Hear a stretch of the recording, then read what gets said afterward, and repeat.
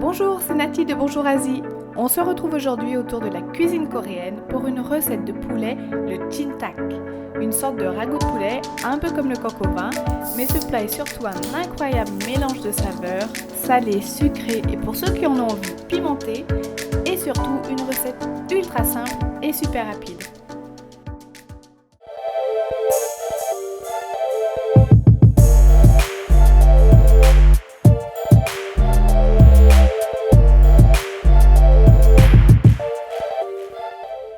La recette est d'autant plus simple que rapide, je ne vais avoir besoin que de très peu d'ingrédients asiatiques. Alors avant de mettre le tablier, je vous montre ça tout de suite.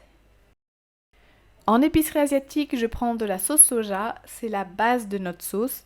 Bien sûr, il faut la prendre salée, prenez celle que vous aimez utiliser et si vous ne savez pas trop laquelle choisir, pour une recette coréenne, quoi de mieux de prendre une sauce soja coréenne.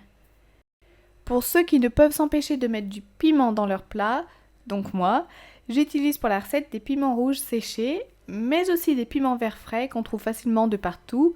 C'est si vous en avez envie, si ce n'est pas le cas, le poulet est également délicieux sans piment.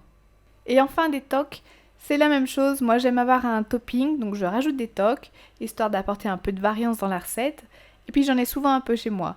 Mais si vous n'êtes pas trop toc ou que vous n'en avez pas, n'en mettez pas, ce n'est qu'un ingrédient facultatif en plus dans la recette. Ne me reste plus qu'à prendre le poulet, en épicerie classique. Vous pouvez mettre dans ce jjimtak les morceaux de poulet que vous aimez, ailes, cuisses, un poulet entier, comme vous voulez. Moi pour faire simple, je ne prends que des pilons de poulet. Vous allez voir, cela suffit pour faire de cette recette un régal. Et voici le reste des ingrédients. Maintenant que j'ai tout sous la main, c'est parti pour la recette. Alors le charme du jjimtak réside dans la tenue des légumes. Les légumes doivent être coupés grossièrement et rester assez croquants. L'avantage, c'est que les légumes sont très faciles à préparer. Je coupe 2 grosses carottes en rondelles assez épaisses. Même chose pour les pommes de terre qui, elles, cuisent très rapidement. Les oignons, suivant leur taille, vous les recoupez en 3-4 morceaux.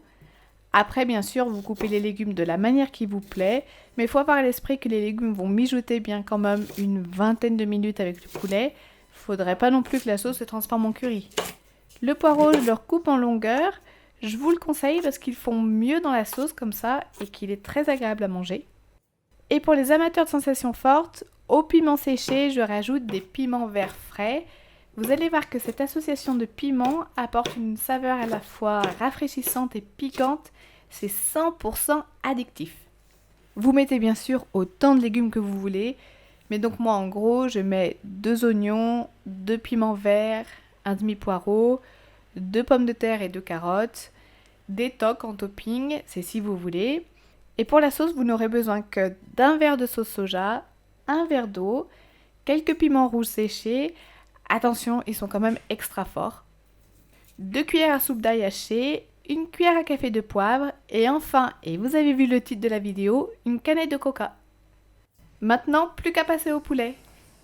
Le poulet, lui, pas besoin de le recouper, il n'y a rien à faire. Je vais seulement, et chose importante, le blanchir dans de l'eau bouillante, 3-4 minutes, grand maximum. C'est très rapide et ça change quand même tout dans la recette. Ça permet de nettoyer la viande, d'éliminer le surplus de gras et des mauvaises odeurs. Et surtout d'apporter une texture un peu plus élastique, un peu plus croquante à la viande. Elle va moins s'écraser et elle sera beaucoup plus agréable à manger.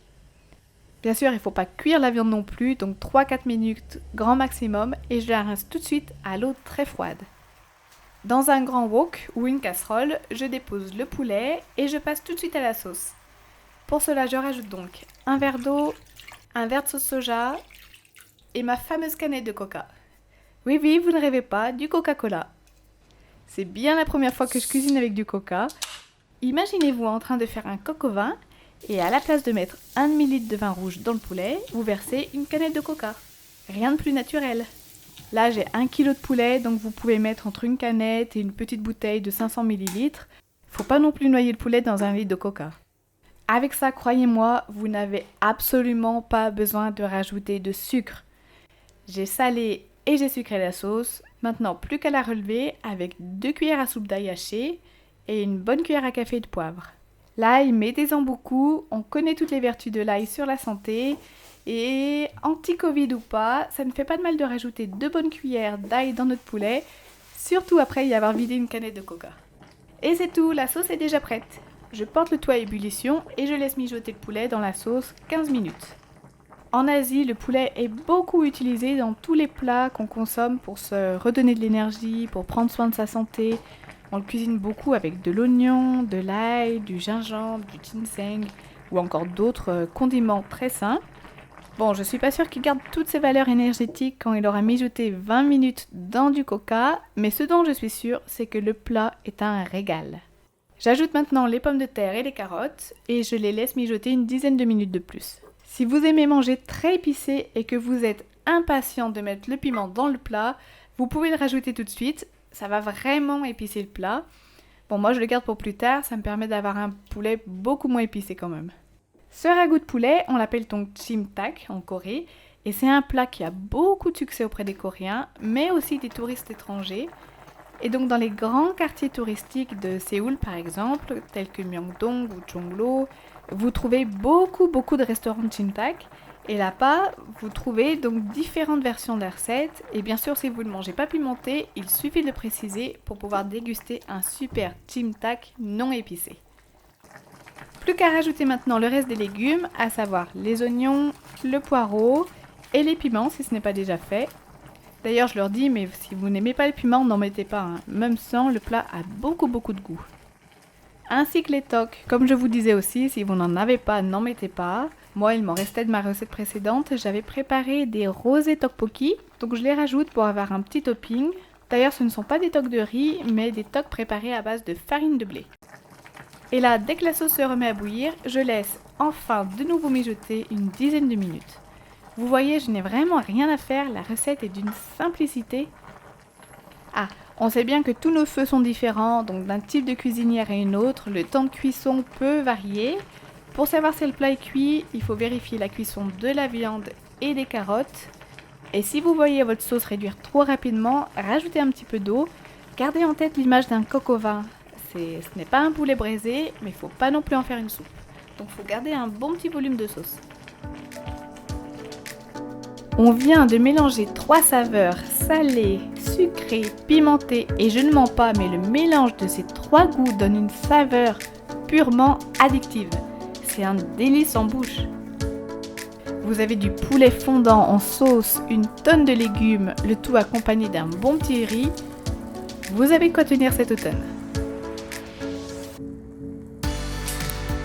J'espère que cette nouvelle recette ultra simple et rapide de chimtak vous aura plu et peut-être envie de la tester ou seulement fait découvrir un peu de cuisine coréenne. En tout cas, si c'est le cas, n'hésitez pas à aimer la vidéo ou à aller jeter un petit coup d'œil à notre chaîne pour encore plus de recettes de cuisine asiatique, simples, rapides et bonnes. À très vite!